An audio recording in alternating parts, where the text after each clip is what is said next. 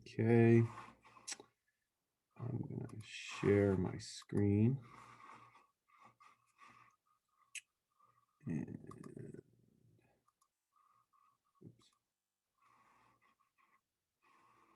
sorry about that.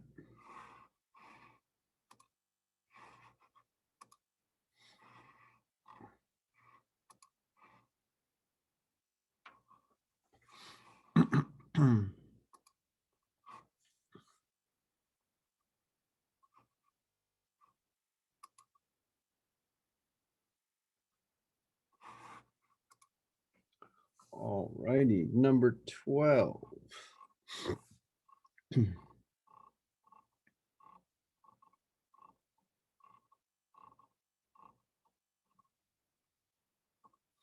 All right, the following question refers to the reaction between nitric oxide and hydrogen.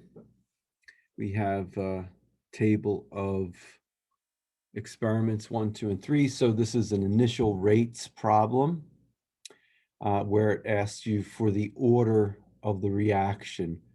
So they want to know the overall order. So you're going to have to figure out what the order is for both of the reactants and add them up. So we looked at a few different ways to do that problem. One was the eyeball method, where you kind of look at the concentrations and how they change and how the rates of the reaction change. The other one is the ratio of the rate laws. So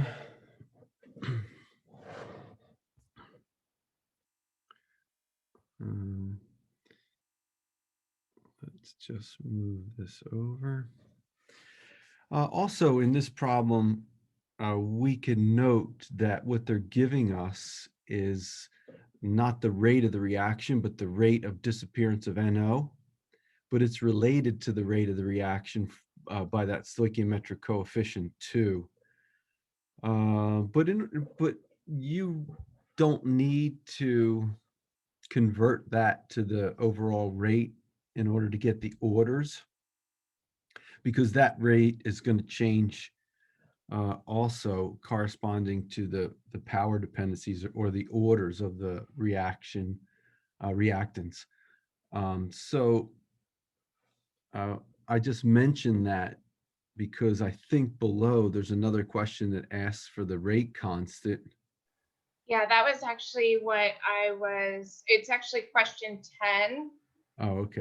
And that's where I kept going wrong, because I was doing it for the disappearance rate instead of solving for K for the reaction. Oh, okay. Okay, yeah.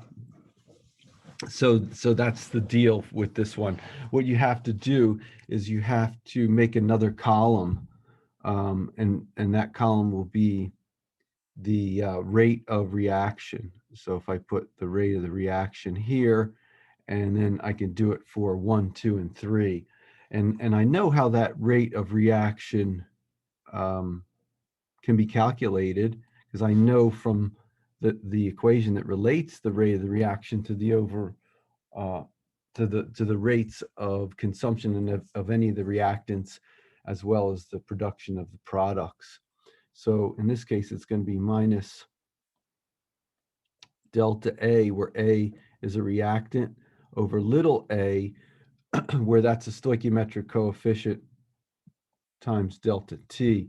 And this would be the rate of consumption of A.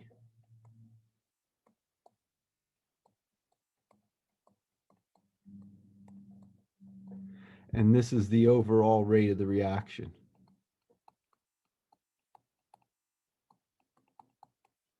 So I see that this guy right here is 2, because the stoichiometric coefficient in front of NO is 2 and A is NO. So I see that if I want to take, if I want to find the rate of the reaction, I have to take the rate that they give me and divide it by 2. okay? And so I can do that. And that would be 2.7 divided by 2 equals 1.35 times 10 to the minus fifth. 1.1 divided by 2 equals 0.55 times 10 to the minus fourth. 5.4 divided by 2 equals 2.7 times 10 to the minus fifth. So now I have the rates of the reaction. And the previously, I assumed that those other questions had you solve for the rate law. So the rate law is going to be equal to K times NO to the X times H2 to the Y. So if I look at experiments 1 and 2, I see that H2 doesn't change, but NO doubles. And I see that, let's see, 1.1 divided by 0.27, that goes up by 4 times. So that means that X is anybody? 2. Yeah, thank you. Then I can look at experiments 1 and 3, where NO doesn't change.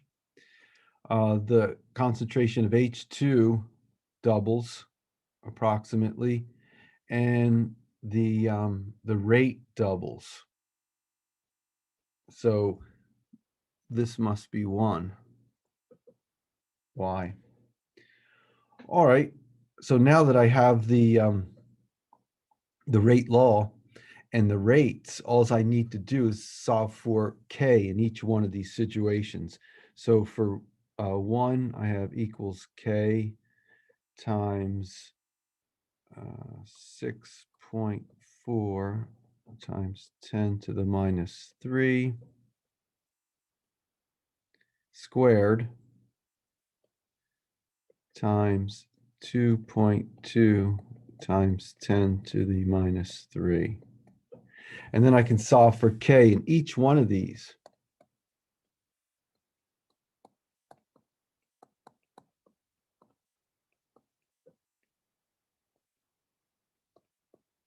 And then take the average K.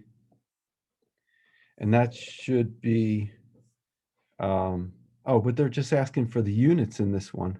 I'm sorry, you were talking about 10. Okay, there we go. All right. And so I can solve for K for each one of these guys and then take the average K, or probably I can get away with just solving K once, and it's going to be one of them really close, so I don't have to do the others. So I'll just do the first one on my calculator. So I have 1.35 EE 5 signs by 6.4 EE. But I think you can see how to do that, right? Yes. Did you try doing it this way? No, I couldn't figure out how to get past the disappearance rate, but I think I remember you going over it in class now. Yeah, and I believe, I mean, I'm having problems punching it in my calculator, but I think K comes out to be 150. If anybody has done that, let me know, or I'll try again. Yeah, that's what I found in my calculator was 150. Okay, thanks, guys. Yeah, so I think pretty much all those Ks will come out pretty close to 150. Thank you. Yeah, no problem. Any other questions on this homework?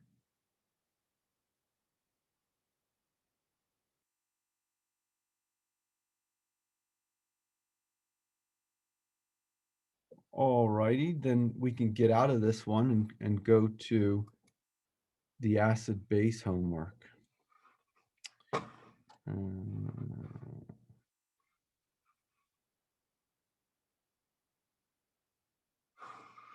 You guys still there?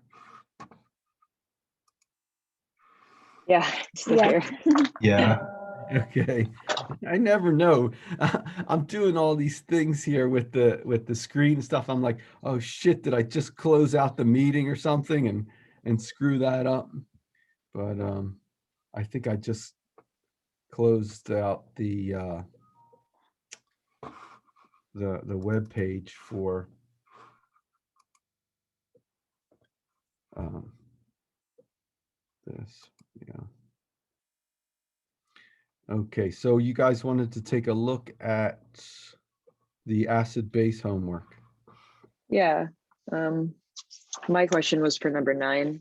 It's pretty straightforward, but I just want to know if you had a system or a process that you recommend for these kinds of problems. Okay, let me take a look at 9. The following 3 equations represent equilibria that lie far to the right. Identify the strongest base. Um,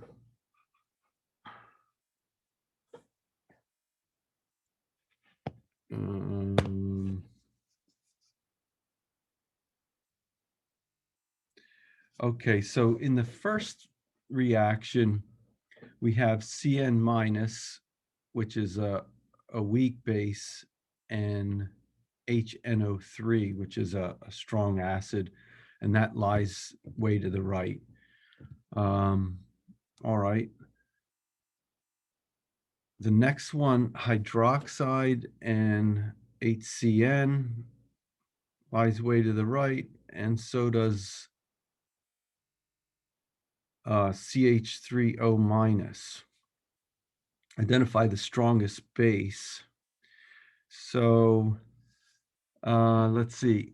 The first one is a conjugate base of a weak acid, so it's a weak base. The second one, CH3OH, that's an alcohol, and they're typically very very weak acids, if anything, so that's not going to accept a proton, so that's not even a base. So Cn minus is the conjugate base of hydrocyanic acid. Water is amphoteric. Could be either one, but it's not going to be as strong as the other guys. And then the last one, nitric, is the conjugate base of a strong acid. So I throw that out. So it's between cyanide and CH3O minus. So I would look through these equations up here to see if I can use any one of those to tell me whether cyanide, Cn minus, or the CH3O minus is stronger. And I don't want to talk too much about this because I think it's a little further on than we've talked about in our notes, because we haven't even looked at what weak bases are yet. And now they're asking you to identify the strongest of these bases, and it's going to be a weak base. But we haven't even looked in our notes or in this chapter yet of how to identify bases. So it's going to be really hard for you guys to do this problem at this point. But that's my approach. I just read it, look at, give it a glaze over, see what they're talking about, and then try to identify some pieces. And already I can narrow it down to 2 possibilities. Now I got to go back up to those equilibrium equations to see if I can use any of those to tell me which one it is. But we haven't even gotten to that part in the notes yet on identifying weak bases. So anyway, I think that's a, I think I answered your question.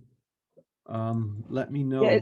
so it seems like it's just a kind of a process of elimination and reasoning. You're not really using, you wouldn't expect to use any kind of equations, like a mathematical equations to determine this. You're just kind of looking through and reasoning what that Exactly. has to be. Okay, that's what I wanted to Exactly. determine the Yeah, process for it. yeah, that's good. I'm glad that you brought that up because you could look up the KBs, which we haven't even talked about, equilibrium constants for weak bases. You can look them up and you could figure it out right away by the magnitude of the KB. But for this problem, they're not asking you to do that. They're asking you to use the reasoning skills. And that's the approach that I would use. Okay, that makes sense. I just wanted to make sure it wasn't like I was supposed to be looking up the KBs or anything. Yeah, no, you're right. And so after the exam this weekend, then next week, I'd like to go back and look at stuff that we talked about and then get into this topic. And then after that first week, I think you'll be ready to answer this type of question. Okay. And then I only have one other question, then I'll let someone else talk. But it kind of happens after number 16 and beyond of the acid and base homework. It seems like, yes, you can kind of cheat the system and not have to use the quadratic equation, but it seems like if you do that and you have to end up using the quadratic equation anyway, you're just doing more work. Mhm. So system process wise, it seems like just always do the whole thing to make sure that you have the right answer so that you're not wasting time kind of going back and then doing the quadratic equation afterwards. Would you say that that's probably true, especially for our test questions and such? Yeah, I would say that once we get to the part where you can do a mathematical proof called calculating the 5% rule, um, then once you prove that that algebraic parameter x is negligible in certain situations in your math problem because it's less than 5% of what it's being added to or subtracted from, in those cases, then you can rest assured that you don't have to go back and do the quadratic. And we can take a look really quick at some of the notes that prove that in the PowerPoint, but we haven't got to it yet. Yeah, I guess my question was more just in general, like it seems like for our purposes, it might just make sense to kind of always go through the process of, the whole thing and not just relying on the 5%, because it'd be easy to do the 5% check. Yeah, I totally get that because we talked about that, I think, last week. But Mhm. I feel like if a lot of these homework questions aren't going to follow the 5% rule because they kind of want you to do the whole thing, the quadratic equation, and make sure that you know how to do that and how to determine and go from there. But I'm not sure if that's the point. No, I don't think so. I think you should check the 5% rule, and if it doesn't obey it, then you have to do the quadratic. Okay, so you would say to go ahead and do that first every time if you did that. Oh, absolutely, because then you won't have to worry about the quadratic. It's a rationalization for why you're not calculating this math problem appropriately. You're using an estimation because it's not going to change your final answer. And also with all of these, you have multiple choice. So even if you estimate, you can still go down that list. And if they're separated by a large amount, then you can narrow down what your answer is. But you should always do the 5% because if you ignore that rule, your answer could be so far off it could go into one other one. Okay, yeah, that answers my question. Thanks. Yeah, that makes it makes it necessary that I have confidence in my initial answer if I'm going based on process of elimination. Yeah, I don't always have confidence in that. right. And just to show you that we haven't looked at that. So I wanted to go back and look at some of the stuff that we talked about yesterday, but in the PowerPoint notes, we do go into gory detail of solving ice table problems and using the 5% rule. For example, here it says, note that this value is way less than 5% of what we're taking it from in the ICE table calculation. So we set up this relationship with K using an ICE table, and it says to take X from 0.2. But if we get rid of this X, we don't have to solve the quadratic, and it simplifies the process, because then you just take 0.2, multiply it by Ka, and take the square root and solve for X. And that's good as long as it's less than 5% that X of what we're trying to add it to or take it from. And then we go on here later and say, oh, well, check this X out. It's 8.2% difference. Now, how is that going to change it? That means we can't use the 5%. That means we have to solve the quadratic. So our answer, when we ignore, is 0.0082. But now it's 8.2%, so that's wrong. We go solve the quadratic, and the answer becomes 0.00, where is it? 79. So it goes from 0.0082 to 0.0079. And you see that it did change. But since it's only 8% and not 5, it didn't change much. So after a while, by using the 5% rule and doing the quadratic, you're going to see that if it obeys the 5% rule and you ignore, you're going to get the same answer as if you use the quadratic. Okay, cool. Yeah, that answers my question. Thank you. Yeah, so then that'll build your confidence.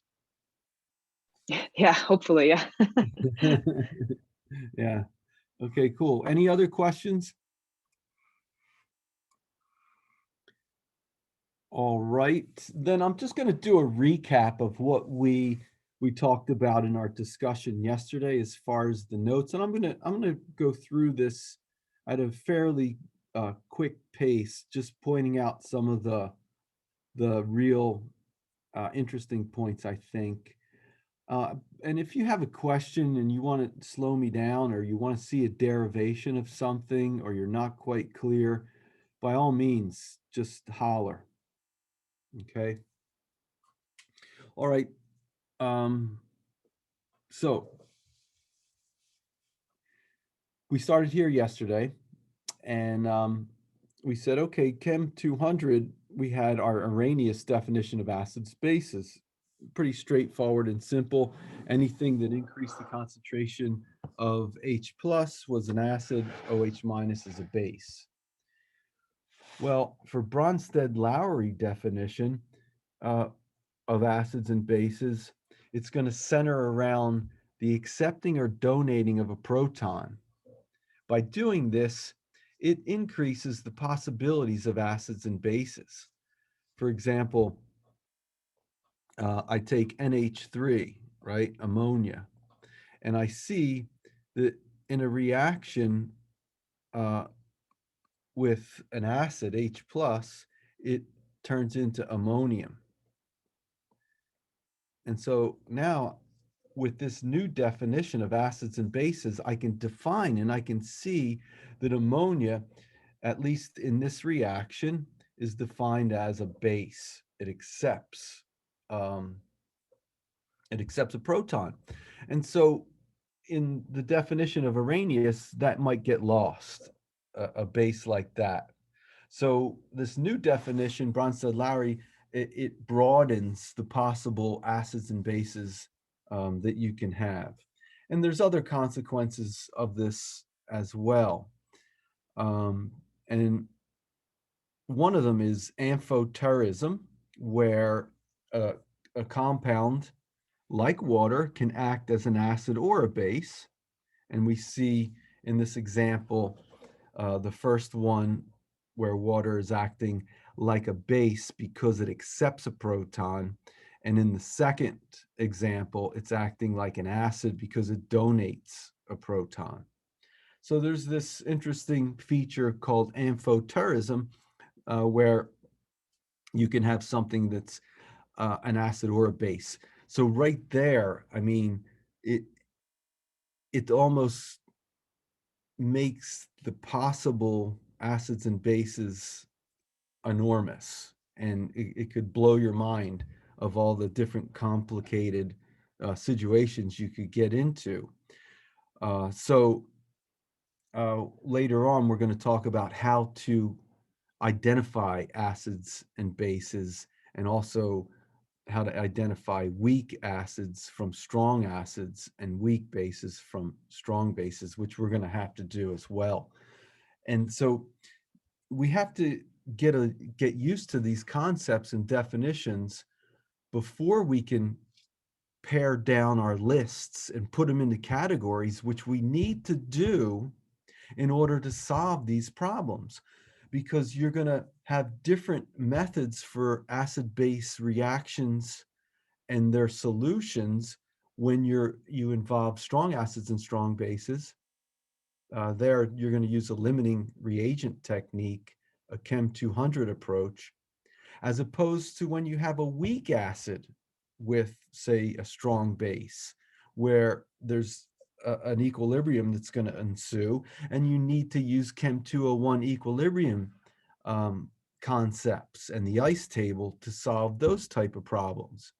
So you see very quickly in this chapter that you have to understand the concepts, and you also have to be able to identify what you're dealing with before you solve it. And it's like if you have a fly on your table, you're going to grab a fly swatter to kill it, and not a shotgun, right? Because that would be an overkill, and you could totally miss it. Maybe that was a bad analogy, but anyway, you have to use the appropriate tool for the job, and that's why we need to understand these definitions and how they apply. Now, another thing that falls out of the Bronsted-Lowry definition of acids and bases is this idea of conjugate acids and bases, because now we're coupling this definition with what we know about equilibrium.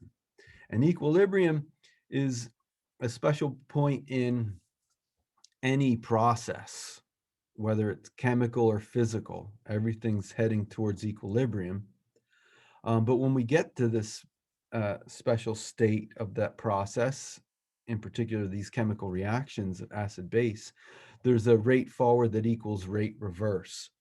And from the definition that Bronsted-Lowry give us about accepting and donating protons, we could look at it from either perspective.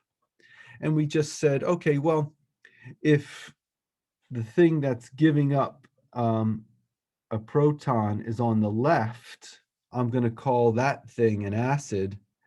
And the thing on the right, for back reactions, if the thing giving up the proton on the right, the product, I'm going to call that the conjugate acid.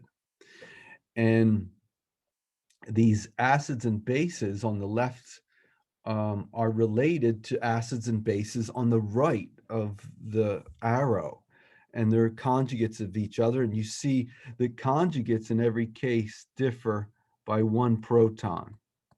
So there's a proton going somewhere. All right. That was pretty much our introduction to those initial definitions. And we moved on from there, and we says, okay, we're going to have to therefore be able to identify, for example, strong acids from weak ones, because we have to know which tool to use to solve problems. And we said strong acids are strong electrolytes. They're 100% dissociated. They're similar to limiting reagent problems where something runs out. And we can find the concentrations of what's left based off of that idea, as opposed to weak acids, which form an equilibrium, and there's a mixture of reactions and products. And for those guys, we're going to need KAs, or we didn't introduce the Ka yet, we're going to need an equilibrium constant to quantify to what extent these weak acids react, and therefore how much H plus they produce, and be able to say things like, well, that acid is a stronger acid than this acid, but both of them are weak. And so that's what we talked about yesterday about that slide. And we moved on from there. We introduced this slide and said, okay, here's an interesting slide of a bunch of acids on the left, their conjugate bases on the right column, and they're all related by one proton. At the top, we have the very strong acids and their conjugate bases. In the middle is where we have most of the weak acids and their weak conjugate bases. And then at the end, we have spectators on the left and super strong bases on the right. So we noticed by just looking at this list that there's a relationship between the strength of an acid and the strength of its conjugate base. And it's an inverse relationship, and it should make sense when you look at it in terms of equilibrium, because here I have an equilibrium sign I'm going to put up here at the top of the page. And it's a push-pull kind of thing. So I have reactants on the right and products, reactants on the left and products on the right. So the stronger one is, the further it pushes the opposite way, and therefore the weaker that other thing must be. So equilibrium hints towards this relationship, this inverse relationship between the strength of an acid and the strength of the conjugate base. Does that make sense? That equilibrium would indicate that? Yeah. Okay, good. I'm glad that someone thinks so. Probably everyone else does too, but you have your audio muted. Wishful thinking anyway. But here we go. This relationship, this inverse relationship between the strength of the acid, I'll call that Ka, and the strength of the base, that's a proportionality sign. It's kind of looks crappy. But anyway, that's an inverse relationship with the base. So the stronger one is, the weaker the other. And we'll see that when we define what Kas and Kbs are for weak acids and weak bases. And then we'll go one step further later on and we'll quantify that relationship, which is we'll be able to take one of those, either the Ka or the Kb, and solve for the other. So that's going to be an exciting revelation, and I know you guys can't wait, but we'll probably get to that after the exam. I know, boo-hoo. Yesterday, we also introduced the autoionization of water, which is a very important equilibrium, because in Chem 201 and in a lot of chem labs, most of the reactions that take place use the solvent of water, and most of the biological systems that we know are water-based. So it's an important thing to look at. And so we looked at the autoionization of pure water, where two waters come together and react, and they form the hydronium ion, H3O plus, and hydroxide, OH minus. Now, this is last time we mentioned that, excuse me, that is the hydronium ion, and that's the most prevalent form of a proton dissolved in water. There's other oligomers of this, but that's the one that's in the majority, so we often write it like that. But sometimes you'll see in my notes, in the textbook, and in problems where a water is taken out. And this reaction will be written something like this: H2O in equilibrium with H plus plus OH minus. And so that's pure liquid. This is aqueous and aqueous. So this reaction here that I've written means the same thing as this one. It's just sometimes we explicitly show that other water and show the development of the hydronium.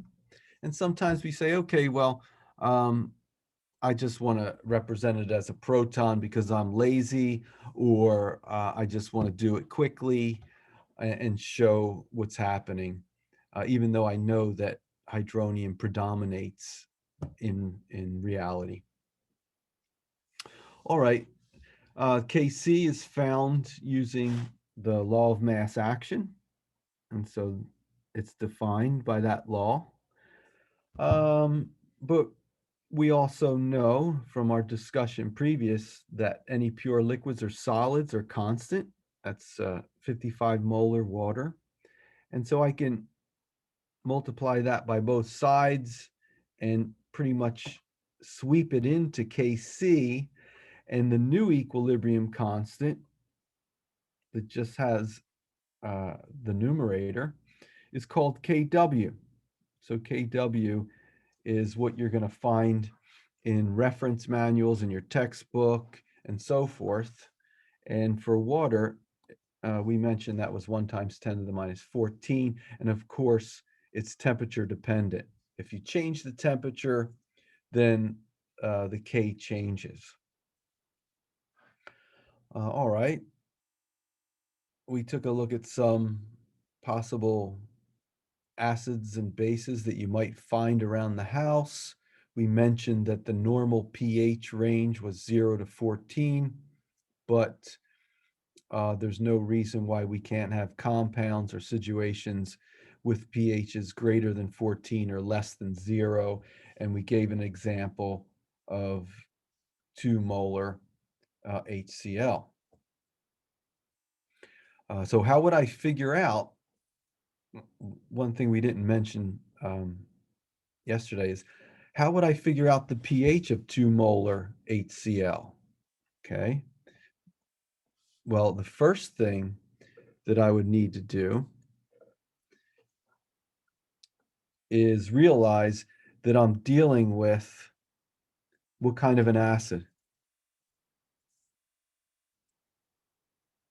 Strong acid. Yeah, it's a strong acid, so it's Chem 200. I know that in 2 molar HCl, I don't have any HCl. I have 2 molar H plus and 2 molar Cl minus. I also know the definition of pH.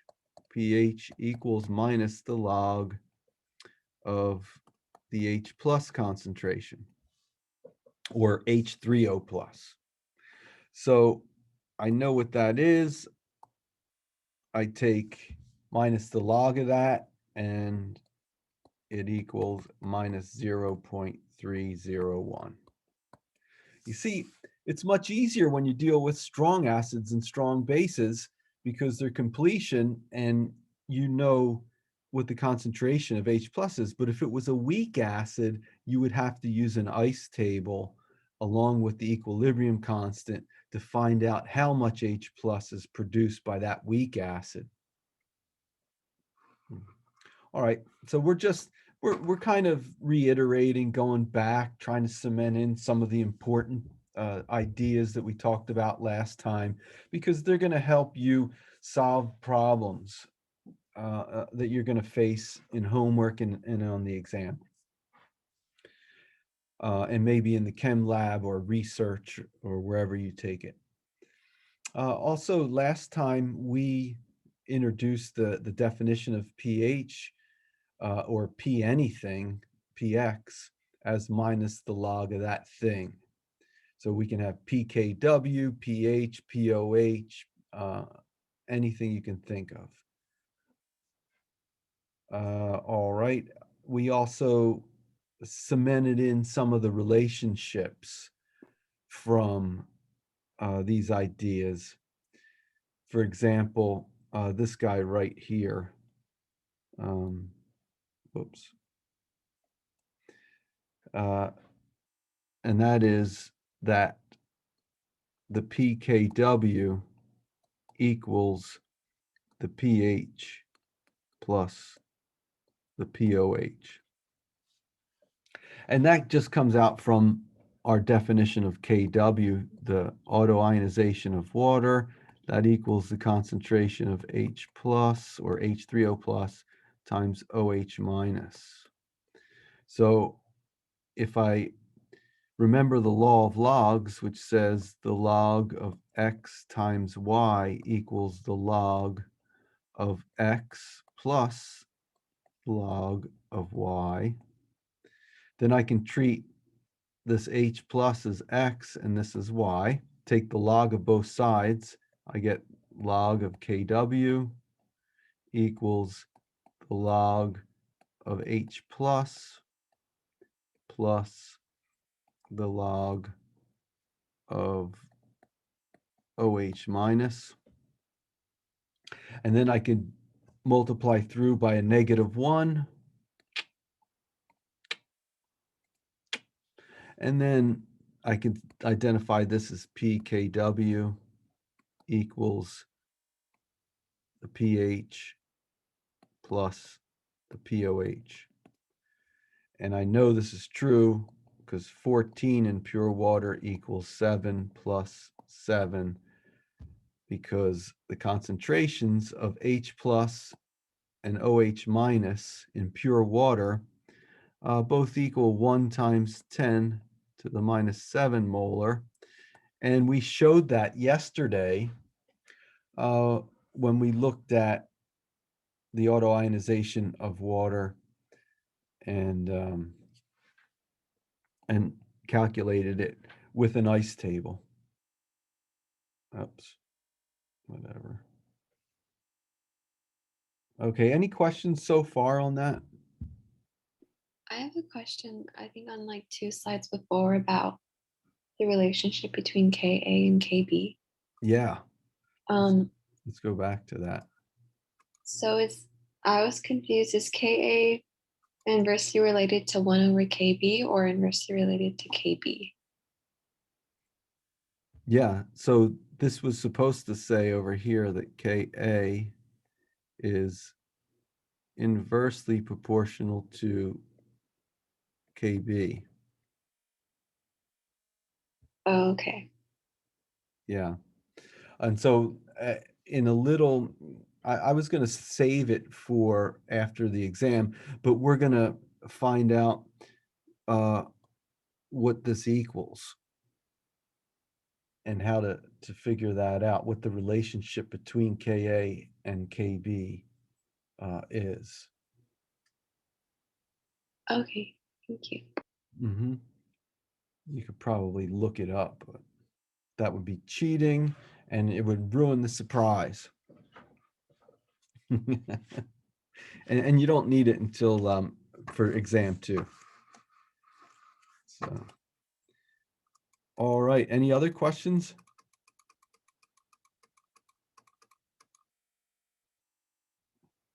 Okay.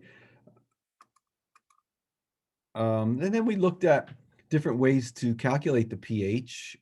pH meters are nice, very expensive, or you can buy a cheap one like we have, but then it's not as accurate or precise.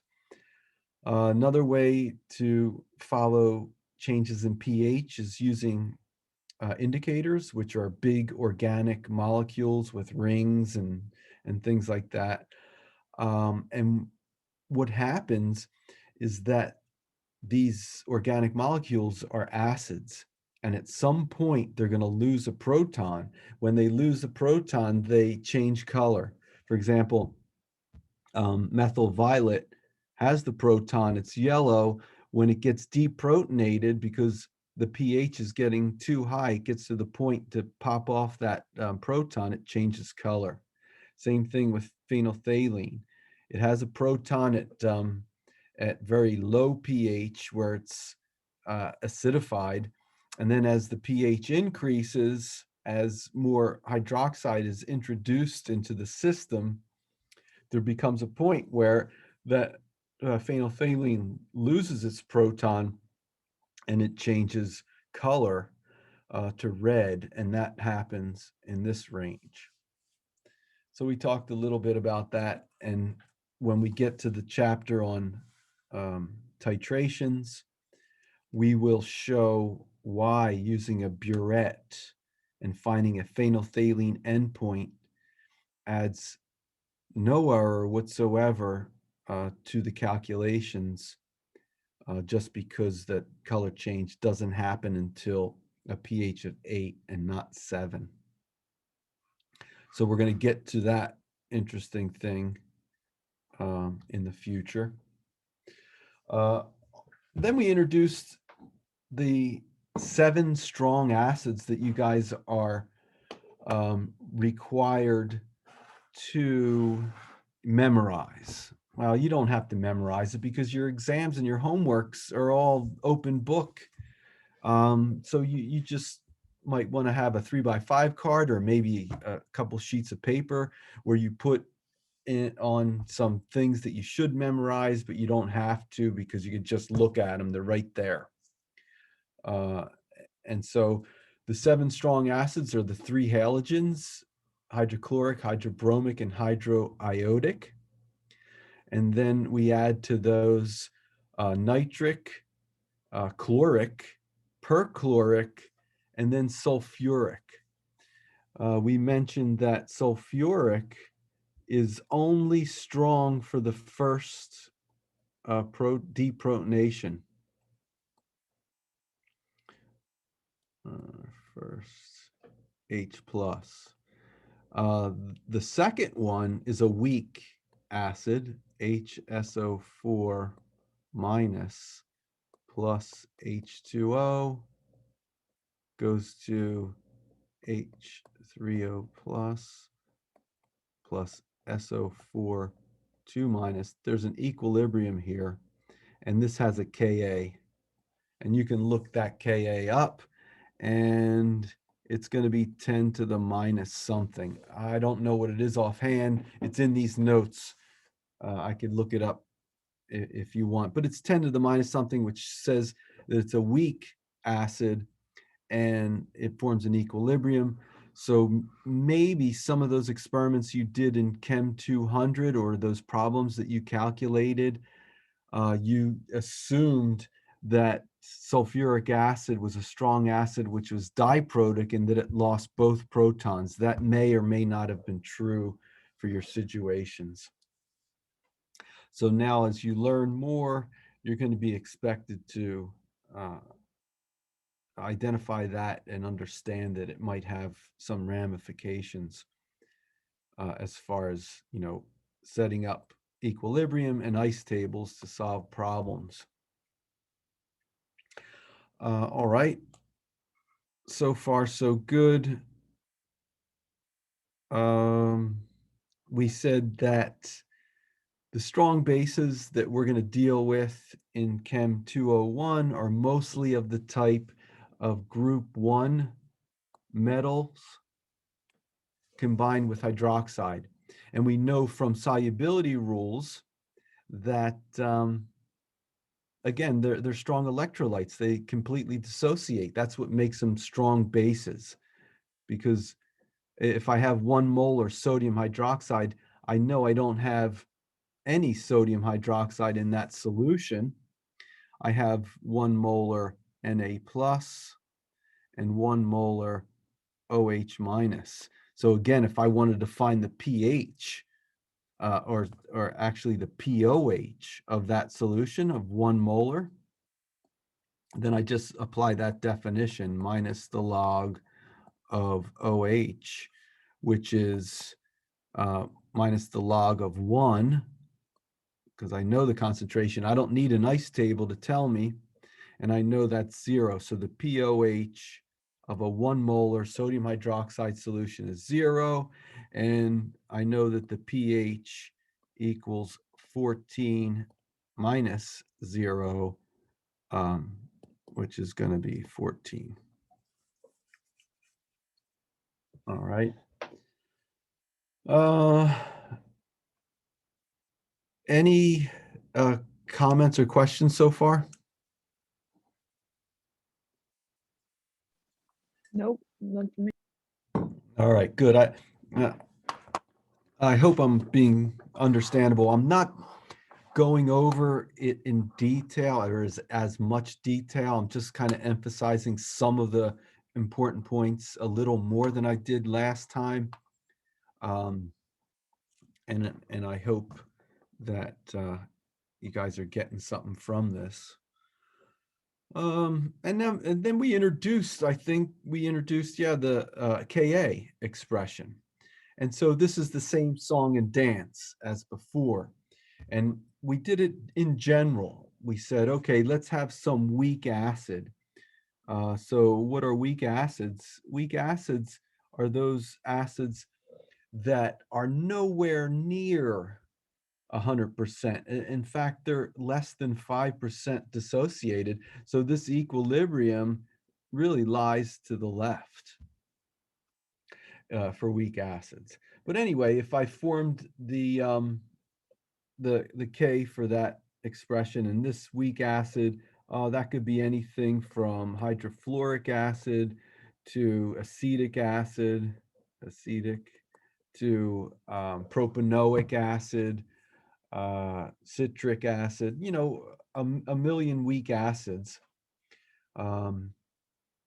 Could be that HA. It's just a generic term. Sometimes we use HX.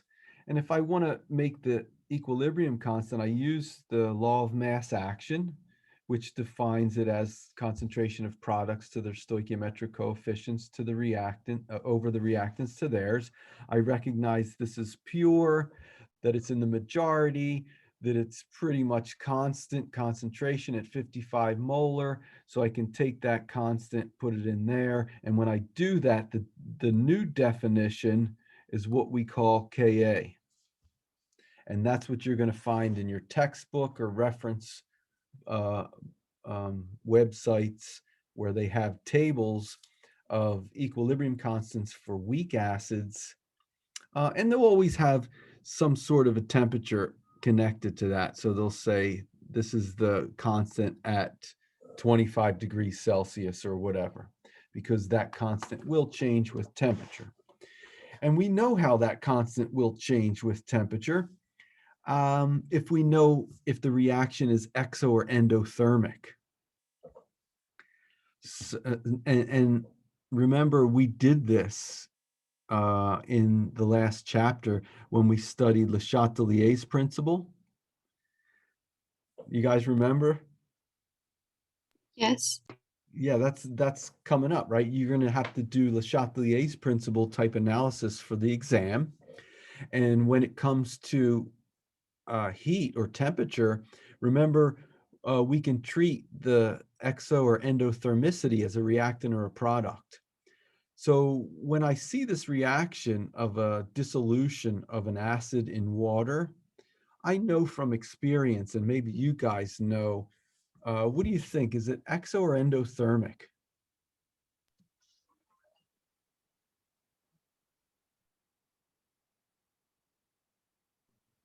Exothermic? Yeah, sometimes if you have a really strong acid-base reaction, it's exothermic. And so if this reaction is exothermic, I can put heat over here. And so I know that if the temperature goes up, then Le Chatelier's principle says the stress is too much heat. How can I get rid of that? Shift it to the left. And what's going to happen to the equilibrium constants at higher temperature?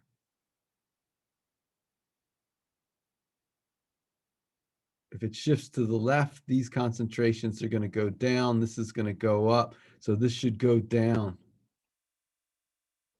at higher temperatures, right? That makes sense? Yeah, that makes sense. Yeah. Yeah. So this is just something I'm just adding on this time, if exothermic. Just trying to connect to some of the other concepts that we studied that might not look apparent here. And I just thought of it, so I thought I'd throw it in. And we're not in a hurry, so what the heck? You get an extra, you can leave a tip on the way out. Okay, so then we looked at this plate, which is a really interesting plate because it defines our weak acids or some subset of weak acids. It gives us our names, it gives us the formula, and it also gives us the structure so we can see and analyze where that acidic hydrogen is coming from. And it also throws in, this is a nice plate for us because it throws in the conjugate base. And then in the last column, we have the relative amount, the relative magnitudes of the equilibrium constant Ka for each one of these. So I know that for any one of these acids, I put it in water, I know I'm going to generate a net amount of H3O plus, or a net amount of acid, and the pH is going to go down. And I can calculate that for any of these cases, right? And maybe we should do a practice problem, or maybe you guys could try to set up a practice problem. For example, let's just do this one.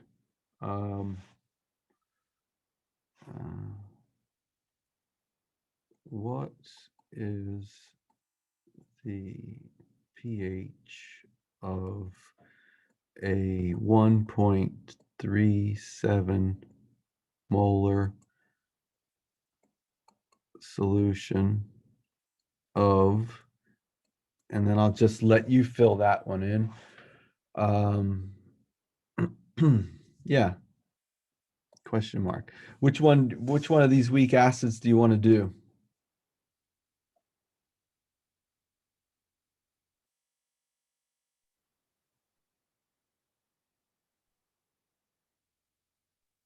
You have How hydrofluoric. about acetic? Okay, acetic acid. All right, nice choice.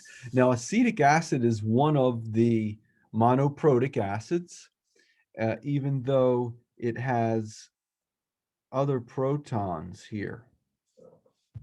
Does anybody know why those protons are not acidic in acetic acid and why this guy is? Because they're Is it bound to a carbon, which is a strong bond. Yeah, right. So the carbon forms a pretty strong bond. They're about the same electronegativity. And so they share the electrons in that bond, almost equally. And so it makes it a strong bond, as opposed to this guy over here that's bound to an oxygen, which has a lot higher electronegativity. Not only that, this oxygen is in resonance with the oxygen on the other side, because I can flip this double bond down, make this one a single, and that negative charge can go over here.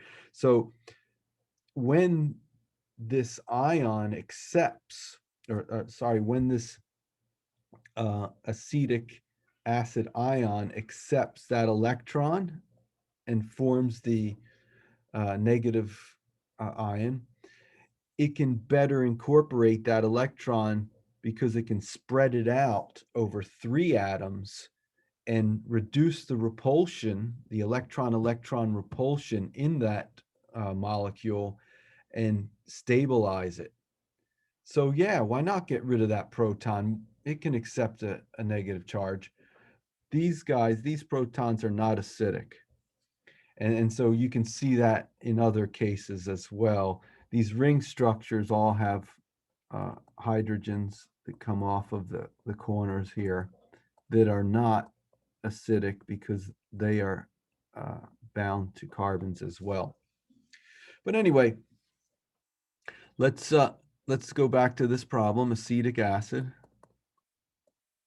And how would we calculate that?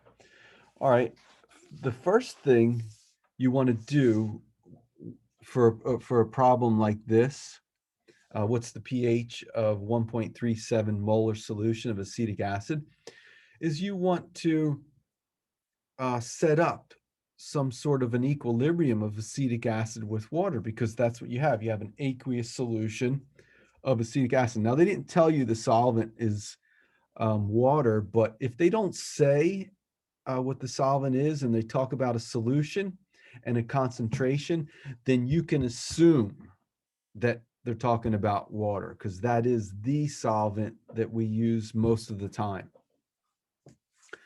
All right, so go ahead and see if you could write down on a piece of paper what happens when acetic acid, C2H4O2, is in the presence of water. See if you could write that out.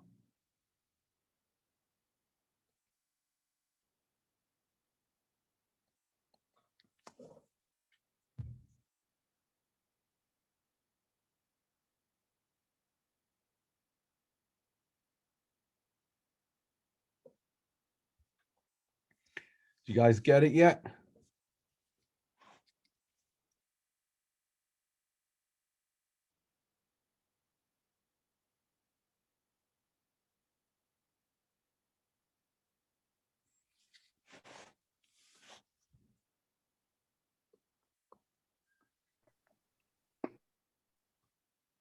I think I got it.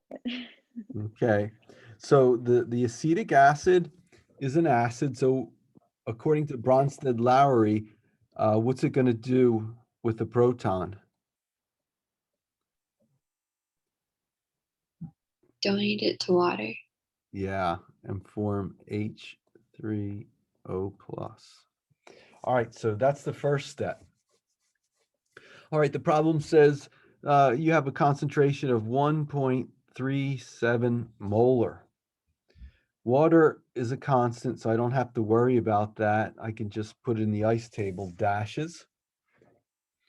And I can imagine that when this was made initially, that there were no products and it had to come to equilibrium. So how am I going to figure out, because it asked me for the pH, and I know what the pH is. pH equals minus the log of H plus or H3O plus concentration. So I need the H3O plus concentration at equilibrium.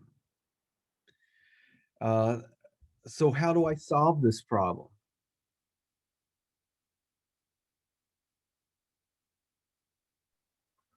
Would it be like a quadratic?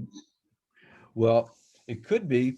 Let's check this out, though. Let's finish the ice table. Now, why do we do the ice table? Because we want to relate something that we know to something that we want to know. So this is kind of a type C equilibrium problem. I'd put an X or minus X there and X here and here. Now, why do I put the minus X under the acetic acid? Because it's being dissociated or dissolved or like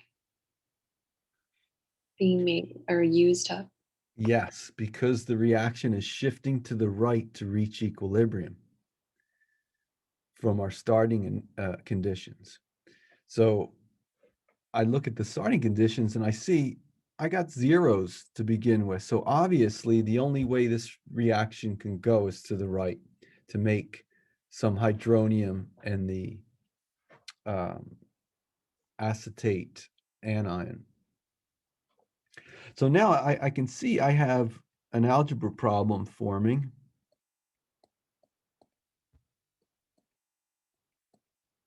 And I need to solve for X, because if I solve for X, then I can calculate my pH. So anybody out there in student genius land how do I solve for that x?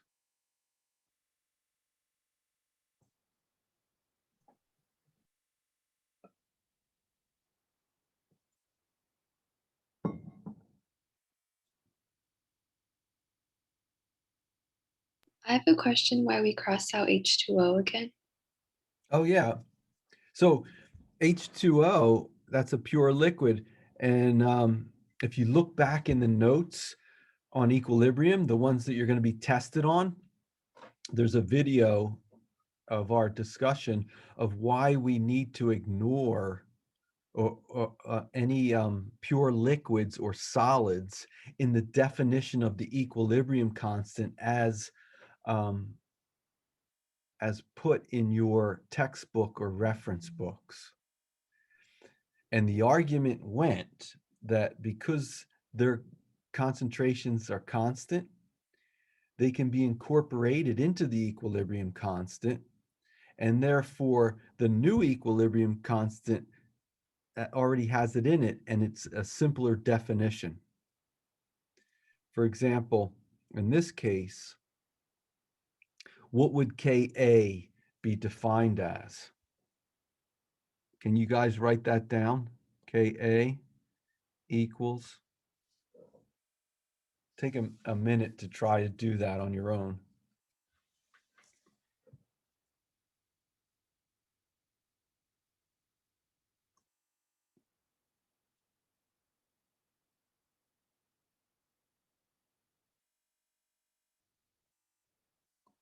Okay, I think I just forgot about that. But I got K is like C2H3O2 minus times H3O plus over C2H4O2. Yeah, great.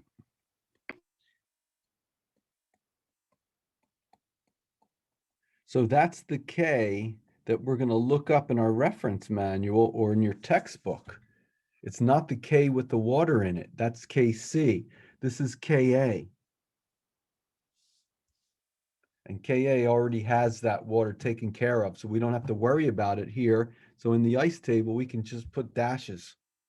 It's some constant. It's already in the equilibrium constant. We don't have to worry about it. And that's true for solids too.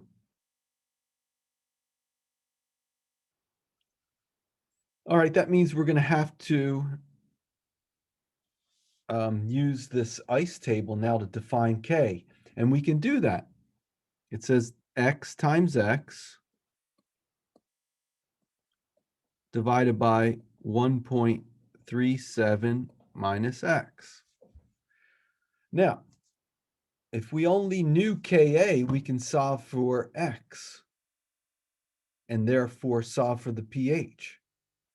So the question is, do we know Ka? Isn't it in the table? It's like 1.39 times 10. It's covered by it. Yeah, it's 1.8 times 10 to the minus fifth. And that's what you're going to need to look up. So once you have that, once you look that up in your textbook or wherever, you'll be able to solve for x, and then x, you can solve for the pH. So what do we have? We have some sort of a quadratic brewing here. All right, x squared over 1.37 minus x equals 1.8 times 10 to the minus fifth. Now, I have to solve a quadratic, or I can use the 5% rule, which says that if in a situation you have x being added to or subtracted from a big number, and that x is less than 5% of that big number, you can just ignore it and it will not change your answer. You can go ahead and do the quadratic equation and prove it.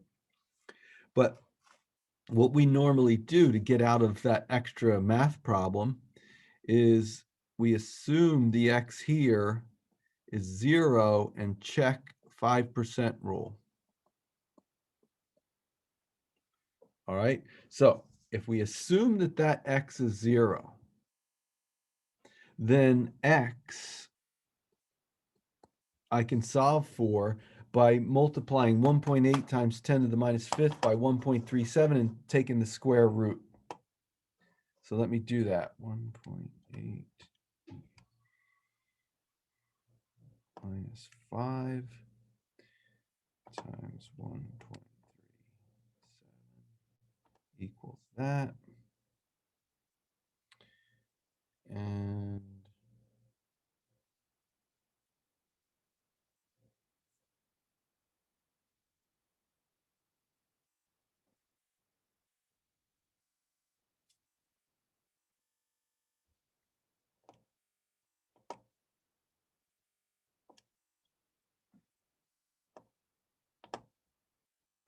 so I get, after doing that, 0.00497. Did anybody else get that? Yes. Yeah. Okay, awesome. So that's a pretty small number. Is it negligible? Is this 5% rule valid? Did I do okay? In other words, if I did the quadratic, would that value of x change?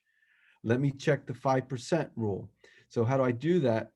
I take that answer, 0.00497. I divide it by what I neglected to subtract it from, and I times that by 100, divide by 1.37, times it by 100, and I get 0.36%. So it checks. It's less than 5%. Therefore, my assumption that it's negligible is valid, and I don't have to worry about that. And the answer is this, and I can calculate the pH now.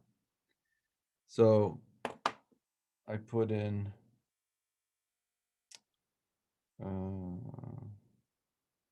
log of 0.00497, and I get minus 2.303. So the pH is minus the log of that concentration, or 2.304. Yeah, and that's the answer. So you see that calculating the pH of various solutions of weak acids is much more complicated than doing it for strong acids. Because if this was a strong acid and it was 1.37 HCl, then I know that there's no HCl in there. It's just 1.37 H plus, and I can just find the pH directly, and I don't have to do any of this ice table stuff.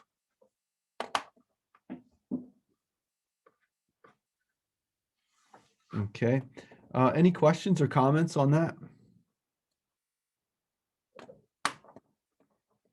Okay.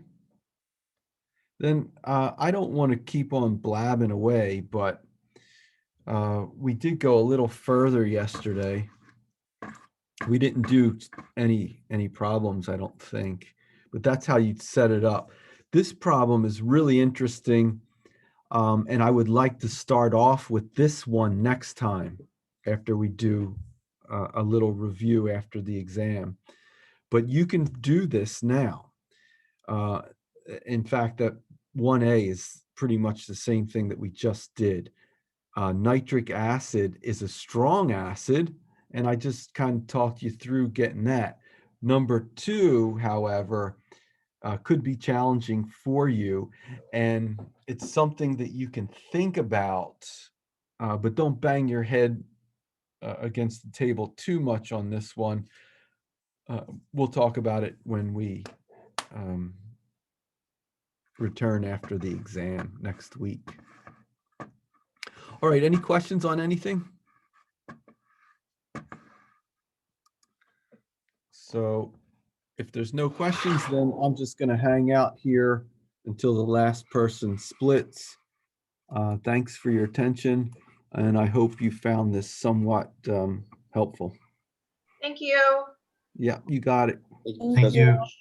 Thank you. So for the test, will the test just kind of appear as kind of the same format as as our quizzes and our homework does? That's what I'm hoping.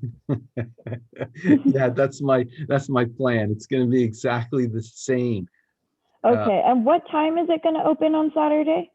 It says before 11, but I'll have to check. It's probably going to be even before that, sometime in the morning. Okay, sounds good. And then to close out at 11 on Sunday? Yeah, 11:59. So it's right before midnight. So get in your answers by then, and you should be fine. Okay, perfect. Okay, thank you so much. No problem. Bye-bye. Does the test include this chapter too? No, it does not. Exam 1, according to our schedules, it's on chapter 12 and 13. The stuff that we talked about today is 14. Okay, thank you. No problem. Thank you. Yep, you got it.